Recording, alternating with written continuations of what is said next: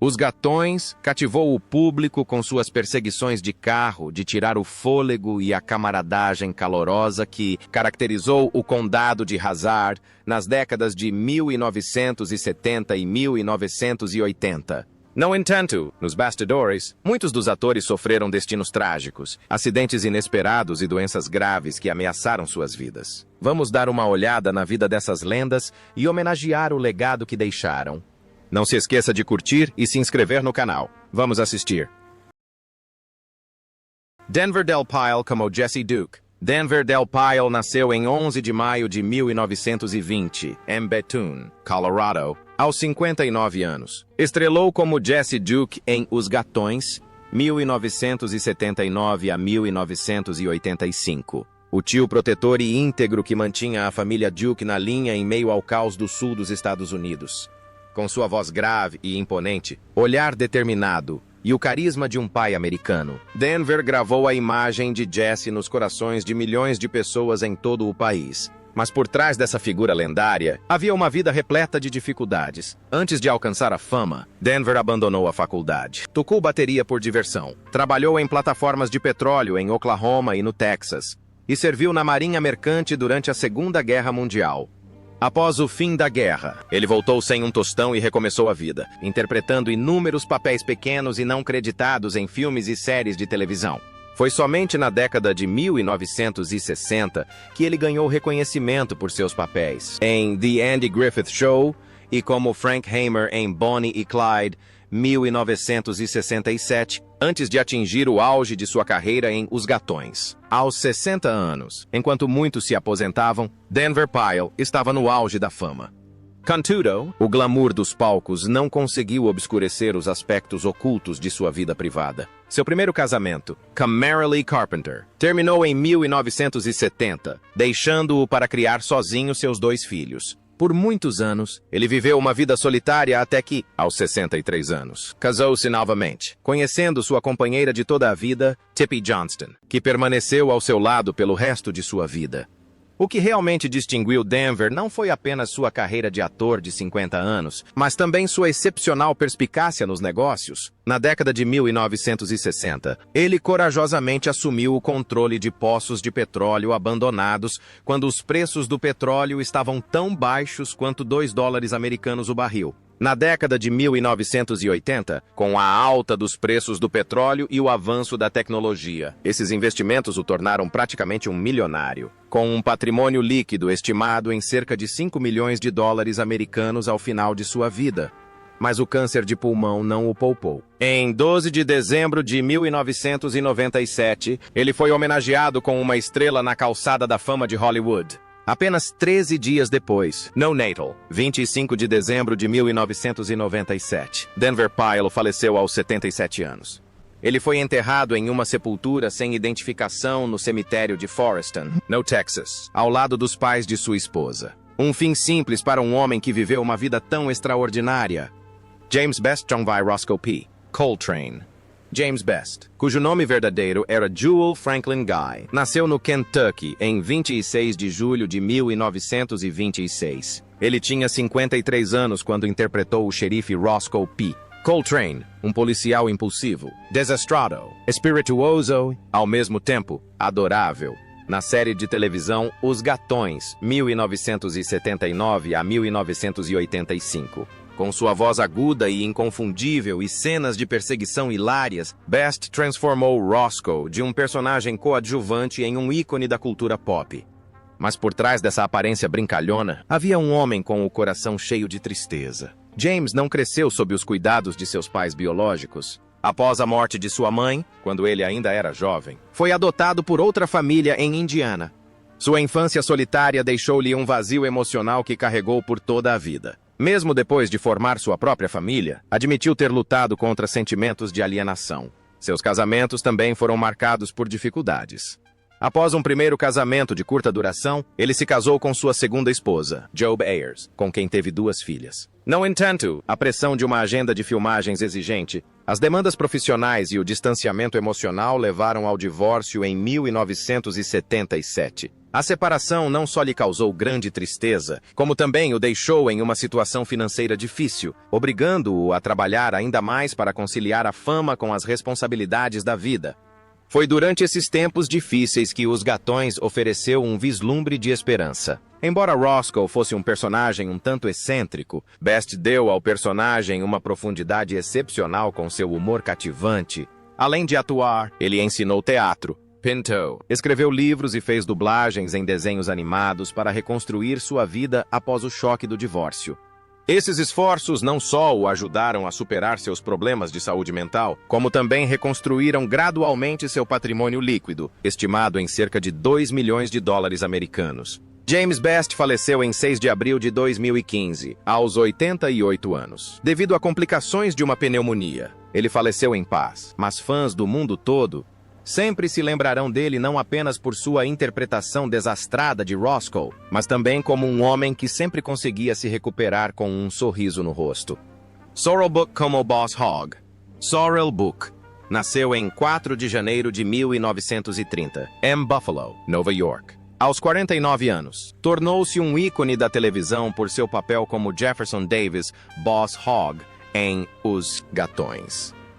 Um político ganancioso e astuto, que constantemente tentava enganar os irmãos Duke, mas que, no fim das contas, fazia o público rir até chorar. Sob sua roupa de gordo e forte sotaque sulista, inspirado em senadores americanos, Booke transformou Boss Hogg no vilão que ninguém realmente odiava. Um personagem cômico adorado na televisão americana durante os 7 anos de exibição da série, de 1979 a 1985.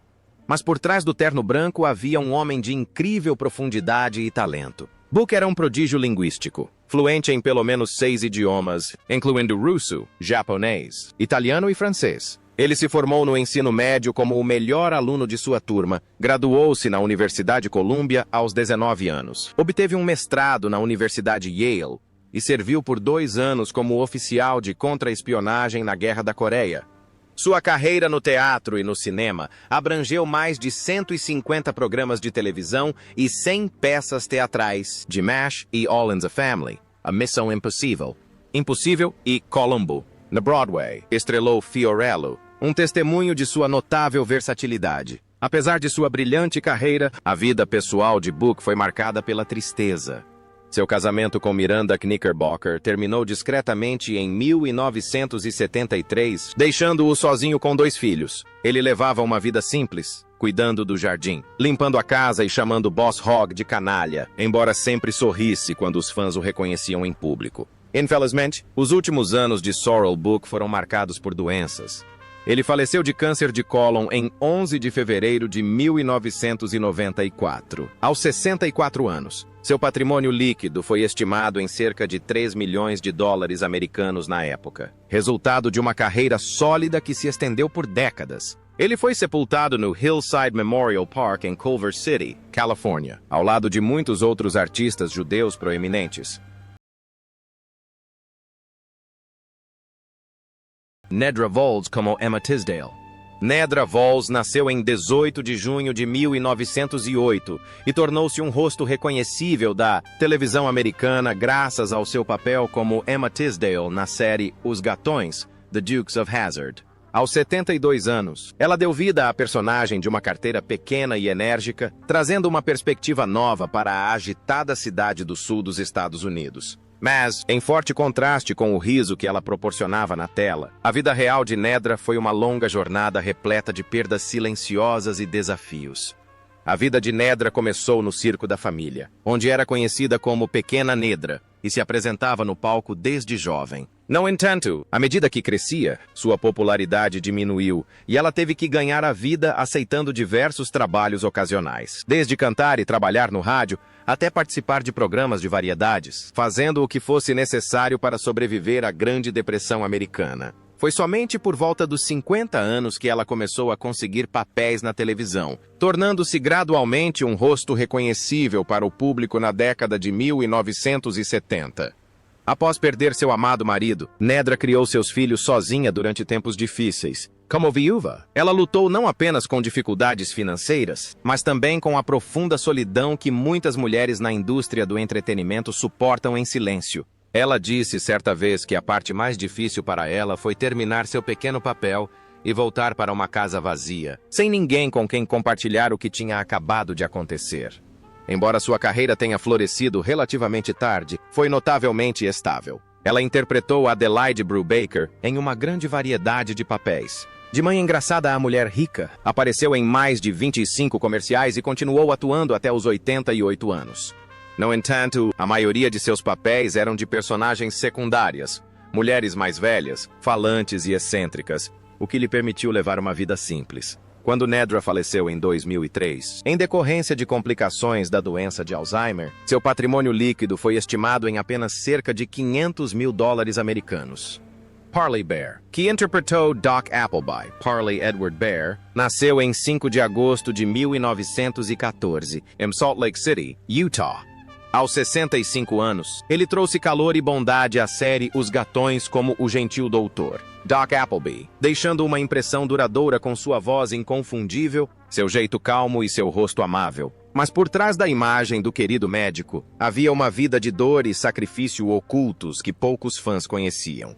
A juventude de Parley foi uma luta pela sobrevivência. Ele trabalhou como gerente de circo, treinador de animais selvagens e locutor de rádio para se sustentar durante a Grande Depressão. Quando a Segunda Guerra Mundial começou, ele se alistou voluntariamente no exército e serviu por 4 anos no Pacífico, retornando para casa com a patente de capitão. No entanto, ao voltar para os Estados Unidos, a indústria do entretenimento havia mudado, e ele teve que recomeçar do zero, sem um tostão, sem fama e contando apenas com sua determinação e talento para a atuação.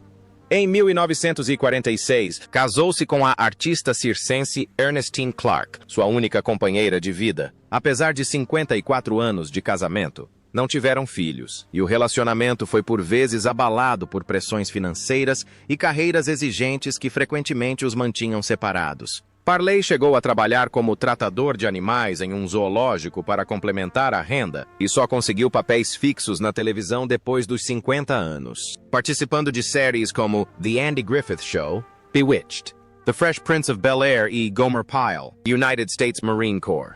Apesar de ter participado de mais de 200 filmes e séries, Parley nunca conseguiu um papel principal e sua renda mal dava para uma vida modesta. Seus maiores papéis, como o do Dr. Appleby, vieram mais tarde. No final da vida, ele chegou a fazer trabalhos de dublagem em comerciais para ajudar a pagar as despesas médicas da esposa. Quando Ernestine faleceu em 2000, Parley ficou devastado. Apenas 2 anos depois, em 22 de novembro de 2002, ele morreu em um lar de idosos na Califórnia. Após sofrer um AVC, aos 88 anos, ele deixou um patrimônio líquido de aproximadamente $800 mil americanos. Mel Tillis como Beryl Tolliver. Mel Tillis, cujo nome completo era Lonnie Melvin Tillis, nasceu na Flórida em 8 de agosto de 1932. Aos 47 anos, interpretou Beryl Tolliver em Os Gatões, The Dukes of Hazzard, um personagem coadjuvante charmoso e carismático que personificava o espírito de um verdadeiro artista sulista. Mas por trás do riso e das doces melodias que ele trazia para a tela, havia uma vida de luta silenciosa e dor. Desde jovem, Tillis lutava contra a gagueira, que começou após um grave caso de malária. Embora não afetasse sua voz, representava um obstáculo emocional significativo em sua vida diária. Ele certa vez admitiu que sua gagueira frequentemente o deixava inseguro, especialmente em público. Em vez de escondê-la, aprendeu a transformar sua fraqueza em uma parte única de sua identidade, conquistando admiração não apenas por seu canto, mas também por sua autenticidade no palco. A vida familiar de Tillis também não era exatamente um mar de rosas. Ele foi casado 3 vezes e teve 6 filhos, incluindo a renomada cantora Pam Tillis. Embora ela tenha herdado seu talento, o relacionamento entre eles nem sempre foi fácil. As constantes turnês, a administração de seu próprio teatro em Branson e a gestão de uma estação de rádio mantinham Tillis longe de casa, criando uma distância emocional difícil de superar. Ele costumava dizer que, quanto mais sucesso fazia, mais se sentia culpado por não passar tempo suficiente com os filhos. Sua carreira atingiu o auge na década de 1970, com sucessos como Good Woman Blues e Coca-Cola Cowboy. No entanto, esse sucesso teve um preço alto. Tillis chegou a compor 5 singles de sucesso em uma única semana, o que demonstra a imensa pressão que impunha a si mesmo. Esse ritmo de trabalho implacável contribuiu para o declínio de sua saúde após 2016, levando à sua morte por insuficiência respiratória em 19 de novembro de 2017, aos 85 anos. Apesar de sua morte trágica, Mel Tillis deixou um rico legado musical e um patrimônio líquido estimado em 20 milhões de dólares americanos, proveniente principalmente de direitos autorais de composição, apresentações teatrais e transmissões de rádio. Christopher Mayer como Vance Duke. Christopher Mayer, cujo nome verdadeiro é George Charles Mayer III, nasceu em 21 de fevereiro de 1954 e alcançou a fama aos 28 anos quando inesperadamente entrou para o elenco da popular série de televisão The Dukes of Hazzard. Na 5ª temporada da série, ele interpretou Vance Duke, substituindo temporariamente os membros originais do elenco durante uma disputa contratual entre os produtores e os atores principais. Embora tenha aparecido em apenas 19 episódios, Mayer deixou uma impressão duradoura, não porque o público se apaixonou por ele imediatamente, mas pela imensa pressão que enfrentou. Substituir 2 estrelas queridas, Tom Wopat e John Schneider, foi como entrar em uma tempestade.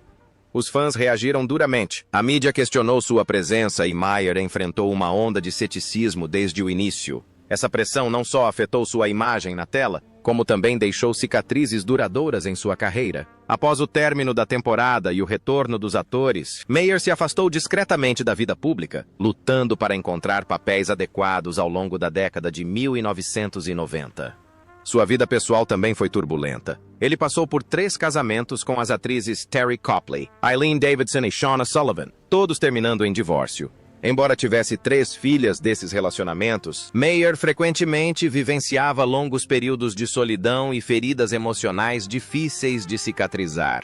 Anos depois, ele ficou noivo de Catherine Irvine, o que lhe ofereceu uma nova esperança, mas a felicidade durou pouco. Em 2011, Mayer foi encontrado morto em sua casa em Sherman Oaks, Los Angeles. A causa da morte foi natural, mas seu falecimento aos 57 anos, enquanto ainda tentava reconstruir sua vida, chocou sua família e seus fãs. Estima-se que seu patrimônio líquido gire em torno de $1 milhão, uma quantia modesta para alguém que um dia sonhou em se tornar uma grande estrela. Waylon Jennings como o Bardo. Nascido em 15 de junho de 1937, Waylon Jennings foi o lendário vocalista da série de televisão Os Gatões e a alma do movimento rebelde da música country, um som rebelde que mudou a face da música country americana. Aos 42 anos, ele estrelou como o Bardo, narrador e observador dos eventos no condado de Hazzard, e escreveu a imortal canção tema da série, Good Old Boys. Mas por trás daquela voz suave, havia uma vida tão triste quanto uma balada. Seu primeiro contato com a tragédia foi com Buddy Holly, que mudou sua vida. Em 1959, Jennings conseguiu evitar o voo que matou Holly, Ritchie Valens e o Big Bopper. Quando Holly brincou, "Espero que seu ônibus congele até a morte", Jennings respondeu, "Espero que seu avião caia", o que era apenas uma piada. Até o acidente de avião. Holly desapareceu. Jennings sobreviveu. Essa culpa o atormentou pelo resto da vida. "Senti como se tivesse matado um amigo com uma piada", disse ele certa vez. Assombrado por essa cicatriz invisível, Jennings dedicou toda a sua energia à música para escapar de tudo isso. Mas foi assim que ele caiu em outra armadilha, a cocaína. Nas décadas de 1970 e início de 1980, ele gastava cerca de $1.500 americanos por dia com drogas, o equivalente a mais de $5 mil americanos por dia hoje, levando-o à falência, afundando em dívidas e arruinando sua saúde. A Agência de Combate às Drogas, DEA, o perseguiu e ele escapou por pouco de ser processado por posse de drogas. Seu casamento com a cantora Jessie Coulter quase chegou ao fim devido ao seu vício. No entanto, o nascimento de seu filho, Shooter, o ajudou a encontrar forças para superar o vício em 1984. Após vencer o vício, Jennings reencontrou uma réstia de esperança em sua vida. Embora nunca tenha retornado ao auge de sua carreira na década de 1970, suas apresentações continuaram atraindo multidões. Ele se juntou aos Highwaymen ao lado de Willie Nelson, Johnny Cash e Chris Christopherson. Lançou mais álbuns e se tornou não apenas um sobrevivente, mas uma lenda viva. Através de dificuldades financeiras e problemas de saúde, Jennings reconstruiu sua vida gradualmente. Quando faleceu em 2002, seu patrimônio líquido era estimado em cerca de 7 milhões de dólares, uma quantia irrisória comparada ao imenso legado cultural que deixou. No entanto, as consequências não tardaram a chegar. Anos de tabagismo e uso de drogas levaram a um quadro grave de diabetes e, em 2001, ele teve que amputar a perna esquerda.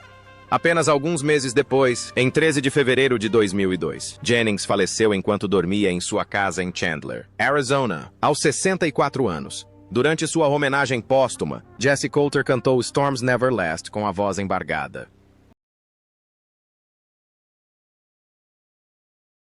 Don Pedro Colley como Sheriff Little. Dom Pedro Colley nasceu em 30 de agosto de 1938, em Klamath Falls, Oregon. Aos 41 anos, estrelou Os Gatões como o xerife Ed Little, um policial severo, porém justo, que representava um forte contraste com o caos da cidadezinha sulista.